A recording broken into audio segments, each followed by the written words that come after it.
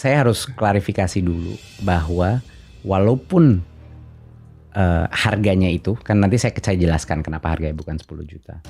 Tetapi poin yang terpenting menurut saya adalah di Kemendikbudristek kita memilih jalur pengadaan yang paling aman dari aspek konflik kepentingan.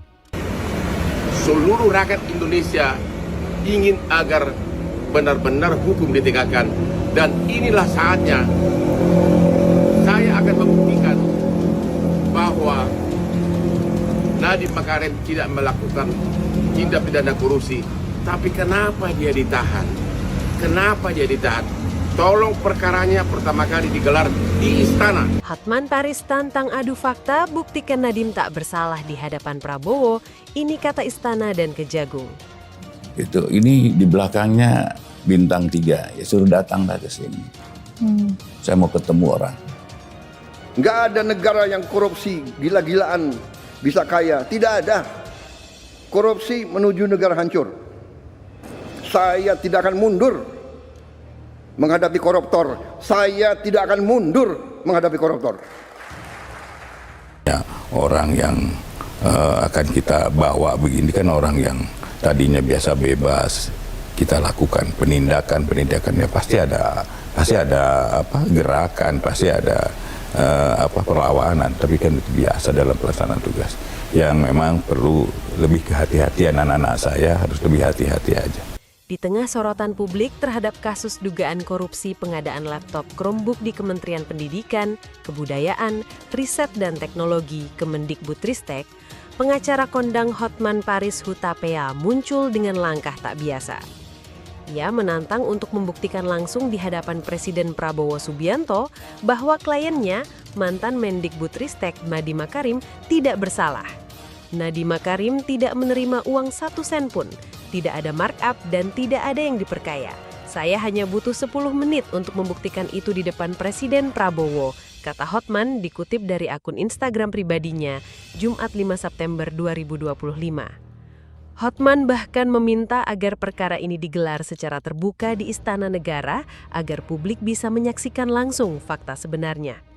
Menurutnya, tudingan yang dialamatkan kepada Nadiem tidak berdasar karena hasil penyelidikan justru menunjukkan bahwa tidak ada aliran dana yang menguntungkan mantan menteri tersebut.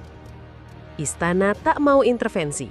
Menyikapi langkah Hotman Paris yang siap berduel fakta di hadapan Presiden Prabowo, pihak istana mengambil posisi hati-hati. Kepala Kantor Komunikasi Kepresidenan, Hasan Nasbi, menegaskan pemerintah tidak akan masuk terlalu jauh dalam perkara hukum yang sedang berjalan.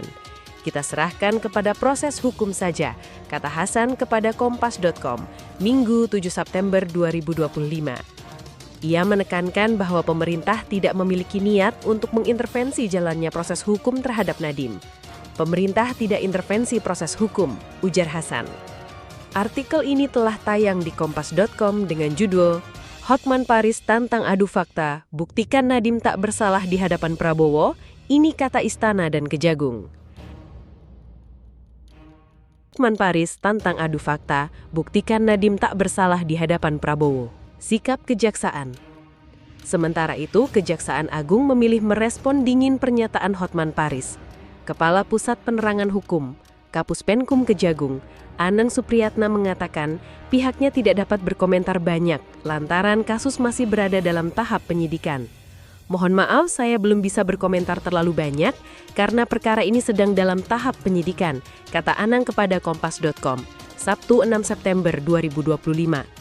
Meski begitu, ia menegaskan bahwa Kejaksaan tetap berpegang pada asas praduga tak bersalah terhadap Nadiem.